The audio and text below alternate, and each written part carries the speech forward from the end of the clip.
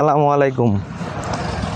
আপনারা জানেন সবাই যে আমি ভিডিও মেক করি এবং আমার লাইফস্টাইলে যাই আসে সেটা আপনাদের সাথে শেয়ার করি এবং দেশের মানুষ, সাধারণ মানুষের ব্যাপারে কথা বলি, যেটা আমাদের স্বাভাবিক সমস্যা যখন যেটাই হয়। তো এই বিষয়গুলো কন্টেন্ট আকারে তৈরি করার ক্ষেত্রে আমার কিছু সহযোগীর প্রয়োজন।